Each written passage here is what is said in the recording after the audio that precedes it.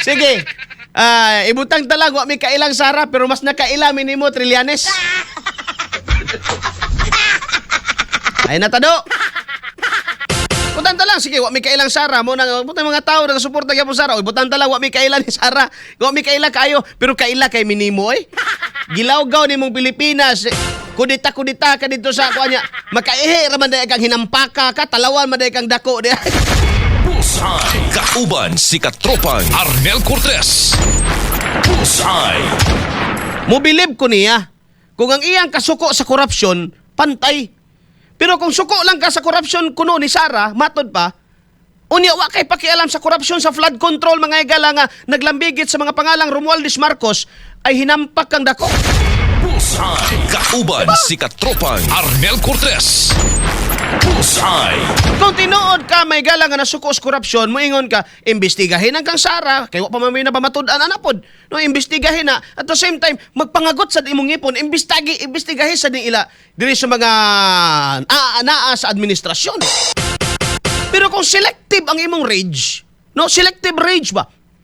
Dili na may gala, murag og si kuan, murag kining mga naa sa puwera na lang may galas mga, murag kining naa sa simbahan ba?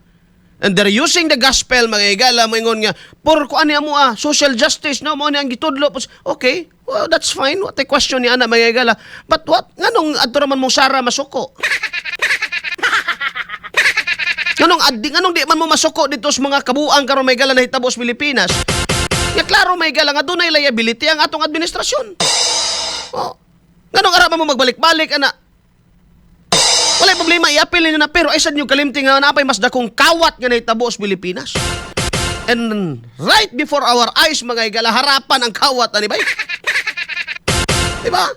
Project nimo. Kuhaon ang halos mga igala sa 60%, 40 na lang madapat sa proyekto, mga igala.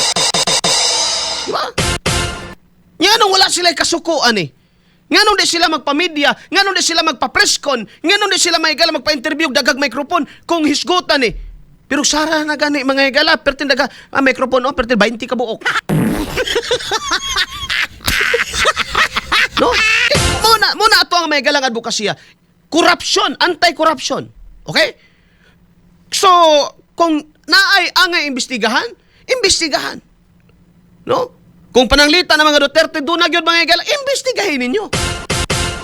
Walay santong kabayo ang mga igalang banal na aso diring dapita.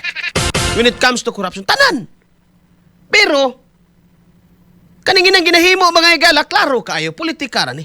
No? Madiha manggod ang tao mga igala makaingon, wala na, pagpandaot na mo, nang di mo to ang tao. No? Muna na sa mga igala, di mo to ang tao, bisa kung saan ni mo, butangan pa ni mo nagbilyon ng kang Sara, kay pagtanaw ni mo Trillanes, tama ginaingon ni mo Trililing, wa may kailang Sara, pero kailag yun minimo, nakaihi man ka.